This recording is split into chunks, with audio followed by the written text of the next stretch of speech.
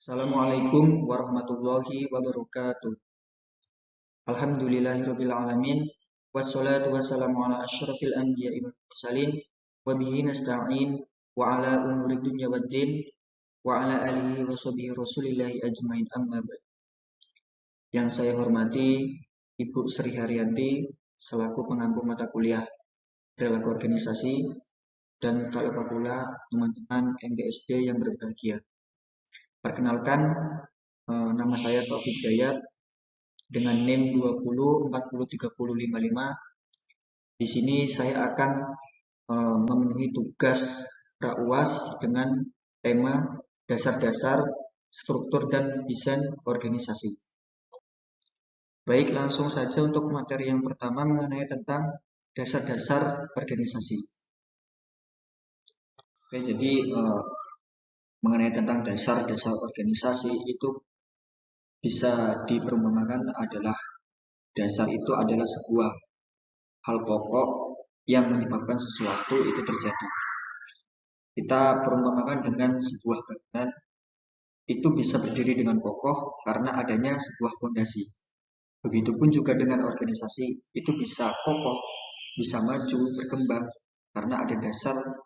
Dasarnya itu ya sebuah fondasi itu jika kita ibaratkan dengan sebuah bangunan. Jadi organisasi itu ibarat tempat atau wadah perkumpulan atau kelompok yang diadakan oleh kelompok atau seseorang untuk mencapai suatu tujuan tertentu. Jadi itulah yang menjadi alasan dari berdirinya sebuah organisasi. Seorang insinyur dan tokoh dari Amerika itu pernah berkata begini, bahwasanya organisasi itu adalah setiap bentuk kerjasama manusia untuk mencapai tujuan bersama. Jadi bisa kita pahami bahwasanya yang dinamakan dengan organisasi itu dibutuhkan kerjasama antara satu dengan yang lain.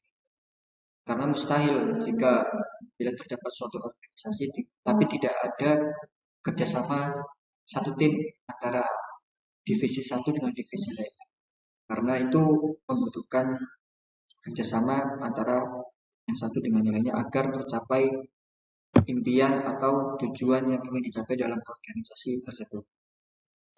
Juga dalam setiap organisasi itu mempunyai 3 unsur penting. Dari 3 unsur penting itu yang pertama yaitu orang. Jadi orang yang berada di dalam organisasi itu mempunyai peranan penting dalam pelaksanaan atau tujuan yang dilaksanakan oleh organisasi tersebut. Yaitu dari pemimpin, dari sekretaris, bendahara, dan lain sebagainya. Mereka itu orang-orang yang menjadi tolak ukur dari adanya organisasi tersebut. Juga yang kedua dibutuhkan kerjasama antara tim. Jadi tim satu dengan tim lainnya itu harus saling bekerja sama agar tercapainya tujuan dalam organisasi. Dan tidak lupa pula yang ketiga tujuan yang ingin dicapai. Jadi ketika organisasi sudah kompak atau orang-orang di dalamnya sudah bisa bekerjasama satu sama lain, tinggal tujuan yang ingin dicapainya itu bagaimana. Jadi organisasi itu bisa dikatakan maju atau berkembang jika kerjasama dan orang-orang yang ada di dalam organisasi tersebut itu kompak atau bisa dibilang mau bergerak bersama-sama, tidak saling menyalahkan satu sama lain. Dan pasti tujuan yang akan dicapai oleh organisasi tersebut akan tercapai. Di sisi lain itu, organisasi juga memiliki 5 fenomena penting. Adapun 5 fenomena itu, yang pertama, organisasi harus mempunyai tujuan.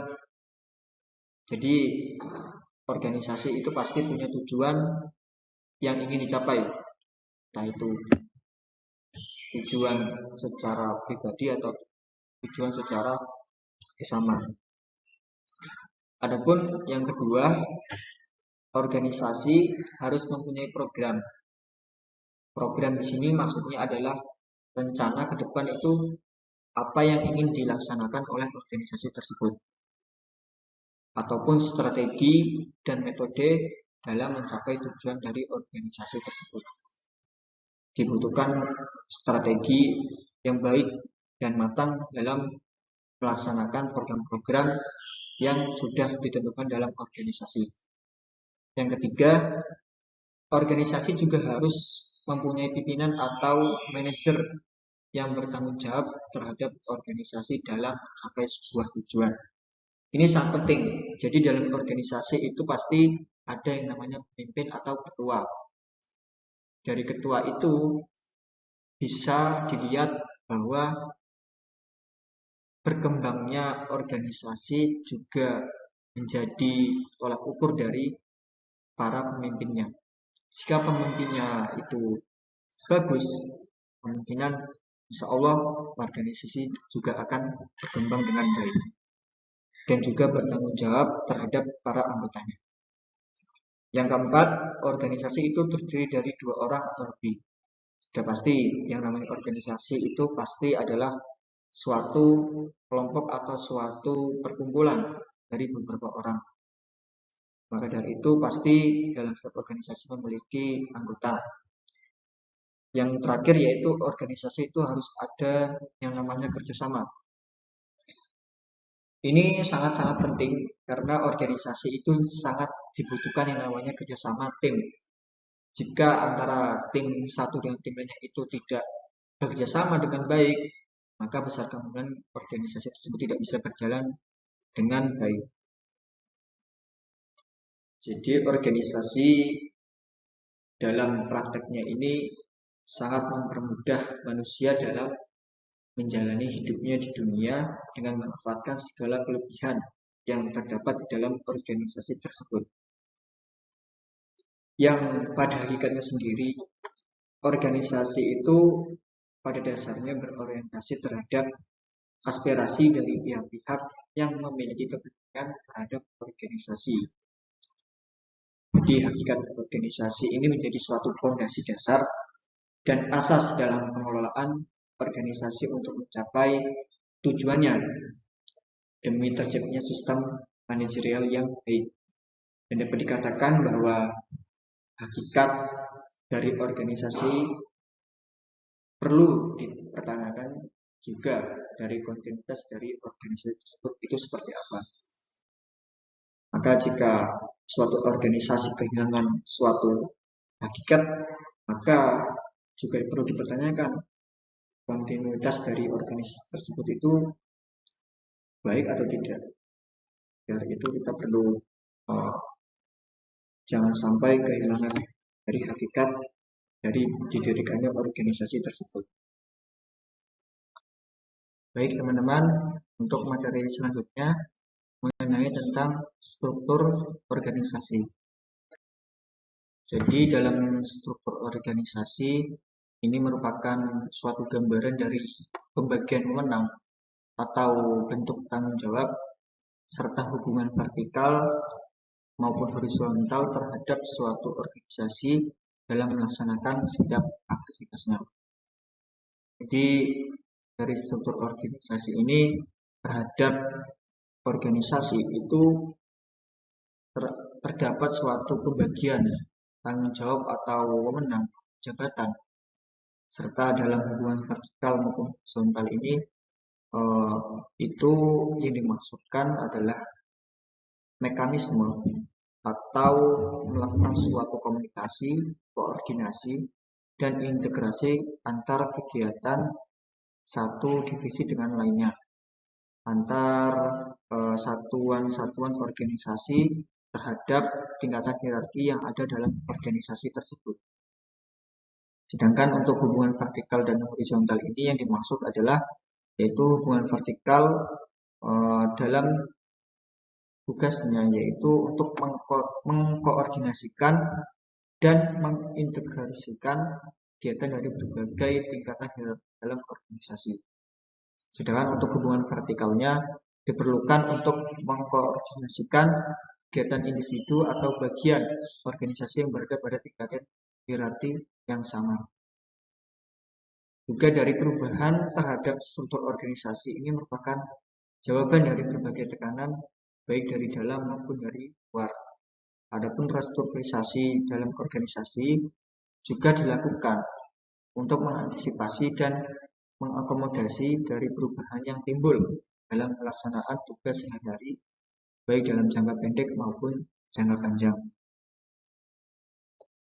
Dan juga efektivitas atau efisiensi dalam organisasi ini juga ditentukan oleh 3 elemen penting. Yang pertama ada visi, misi, dan strategi dalam organisasi. Jadi ini yang dimaksud adalah sebuah penjabaran atau langkah-langkah yang akan dilakukan untuk mencapai atau mewujudkan visi dan misi dalam sebuah organisasi tersebut. Yang kedua mengenai tentang struktur organisasi, ini juga sudah dijelaskan sebelumnya. Jadi lebih jelasnya yaitu mengenai tentang sebuah susunan serta hubungan antara tiap bagian dalam organisasi, baik secara posisi maupun tugas, demi mencapai tujuan bersama yang ada dalam organisasi tersebut. Yang ketiga mengenai tentang sumber daya manusia. Jadi yang dimaksud di sini adalah sebagai seorang penggerak dalam suatu organisasi, baik institusi maupun perusahaan ataupun organisasi yang berfungsi sebagai aset yang harus dilatih dan dikembangkan kemampuannya.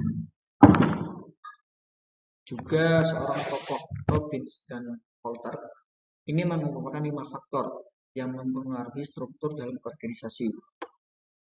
Yang pertama yaitu pembagian kerja, yaitu sebuah informasi yang tertulis yang menguraikan tugas dan tanggung jawab, kondisi pekerjaan, ruang pekerjaan, dan aspek-aspek pekerjaan pada suatu jabatan dalam organisasi. Yang kedua ada departementalisasi. Maksudnya di sini adalah suatu proses penentuan cara bagaimana kegiatan-kegiatan ini dikelompokkan. Departementalisasi ini merupakan cara juga di mana organisasi dapat memutuskan pola organisasi yang akan digunakan untuk mengelompokkan kegiatan-kegiatan yang bermacam-macam untuk dilaksanakan. Yang ketiga tentang hierarki, yang dimaksud ini adalah urutan atau tingkatan atau jenjang jabatan yang dalam arti lain adalah tingkat wewenang dari yang paling bawah sampai yang paling atas. Yang keempat, koordinasi.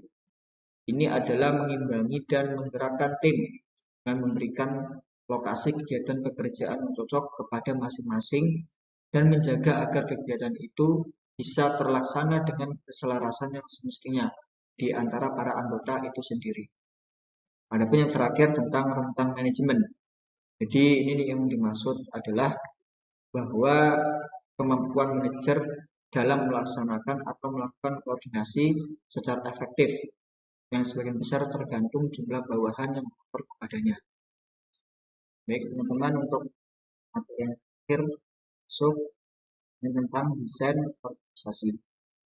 Sedangkan menurut Wisnu dan Nur Hasana, desain organisasi ini adalah sebuah proses memilih dan mengelola aspek-aspek struktural dan kultural yang dilakukan oleh para manajer sehingga organisasi mampu memiliki apa saja yang akan mencapai tujuan bersama.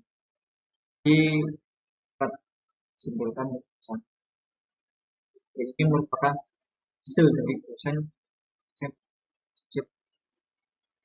jadi pada akhirnya akan hasil dari desain organisasi dan bisnis jelas dan si dan si dan si.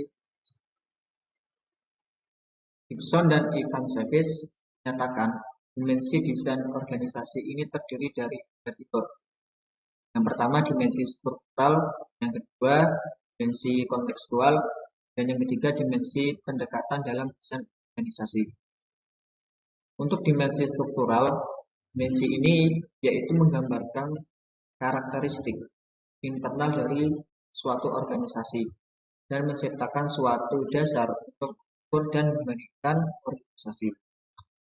Untuk dimensi kontekstual, yaitu dimensi yang ukuran besarnya dari suatu organisasi itu bisa dilihat dari jumlah orang dalam organisasi tersebut.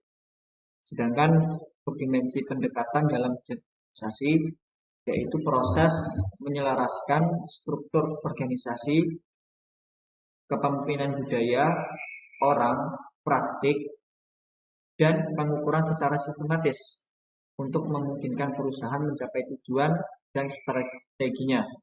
Ini dikenal sebagai desain organisasi. Baik teman-teman, mungkin hanya itu saja yang bisa saya sampaikan. Apabila ada kesalahan maupun kekurangan, saya mohon maaf. Wassalamualaikum warahmatullahi wabarakatuh.